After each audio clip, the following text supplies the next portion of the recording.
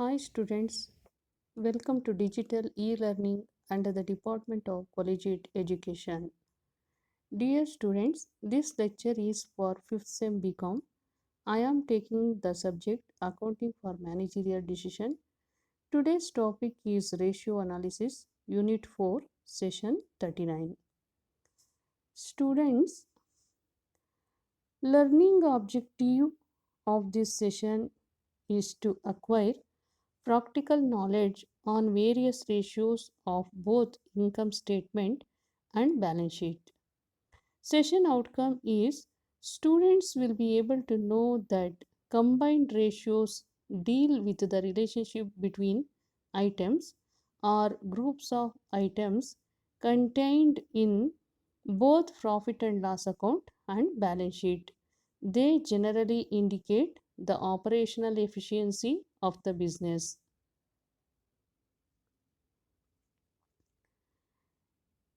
The balance sheet of Punjab Auto Limited as on 31st 12/2002 was as follows.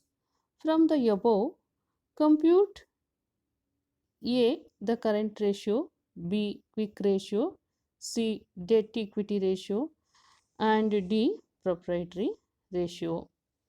The debit side, certain items are there. The first one is equity share capital 40,000 rupees, capital reserve 8,000 rupees, 8% loan on mortgage 32,000, creditors 16,000 rupees, bank overdraft 4,000 rupees, taxation current 4,000 rupees, future 4,000 rupees, profit and loss account 12,000 rupees. Credit side, plant and machinery 24,000 rupees, land and buildings 40,000 rupees, furniture and fixtures 16,000 rupees, stock 12,000 rupees, debtors 12,000 rupees, investments short term 4,000 rupees, cash in hand 12,000 rupees. To, so we have to calculate current ratio. Current ratio can be calculated using the formula current assets over current liabilities. So in this problem, current assets can be calculated. Again, we have to add stock and debtors and investments and cash in hand. Current liabilities. Current liabilities can be calculated using the equation creditors plus bank overdraft plus provision for taxation current and future. So in this case, stock is 12,000 rupees, debtors is 12,000 rupees, investments short term 4,000 rupees, cash in hand 12,000 rupees. Totally current assets is 40,000 rupees. And current liabilities, creditors 16,000 rupees, bank overdraft 4,000 rupees, provision for taxation current and future 4,000 rupees. Total it amounts 28,000 rupees. So 28,000 rupees is current liabilities. So current ratio equals, as you know, that current assets over current liabilities. Current assets is 40,000 rupees. Current liabilities is 28,000 rupees. We have to divide 40,000 rupees by 28,000. It amounts 1.43 is to 1. Second thing is that quick ratio. Quick ratio can be calculated using the equation quick assets over quick liabilities. Let us try to understand the quick assets. Quick assets can be obtained current assets minus stock. Quick liabilities equals current liabilities minus BOD and PFT future.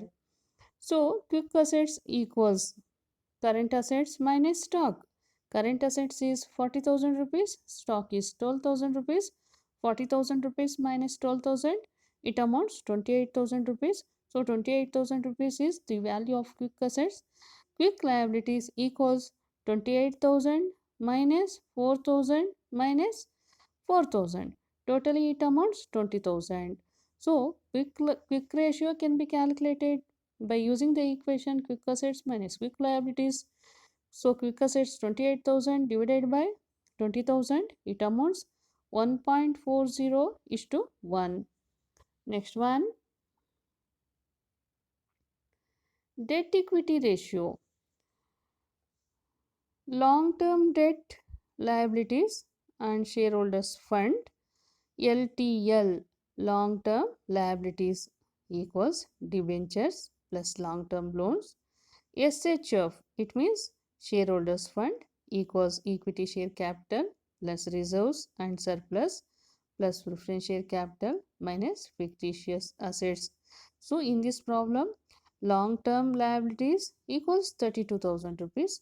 SHF, it means shareholders funds equals 40,000 rupees because equity share capital is 40,000 rupees, reserves and surplus 8,000 rupees, and preference share capital 12,000 rupees. Altogether, it amounts 60,000 rupees. So we have to calculate debt equity ratio by using the equation such as LTL minus SHF. So 32,000 divided by 60,000, it amounts 0.53 is to 1. Next one, proprietary ratio. Proprietary ratio equals shareholders funds over total assets. Shareholders funds equals equity share capital plus reserves and surplus plus preference share capital minus fictitious assets. So total assets equals total assets minus fictitious assets. Shareholders funds equals 40,000 plus 8,000 plus 12,000. It amounts 60,000. Total assets equals 1 lakh 20,000 rupees. So shareholders funds is 60,000 rupees. Total assets is 1 lakh 20,000 rupees. As you know that proprietary ratio equals shareholders funds over total assets. That is 60,000 rupees is the shareholders funds. Total assets is 1 lakh 20,000. 60,000 divided by 1 lakh 20,000, it amounts 0.5 is to 1. Now I will conclude that for evaluating the financial performance of a company, various techniques or methods are to be used. Among all those techniques, ratio analysis are to be sophisticated tool. It is also considered to be one of the most powerful tool for analysis where the relationship will be established between figures. Thank you.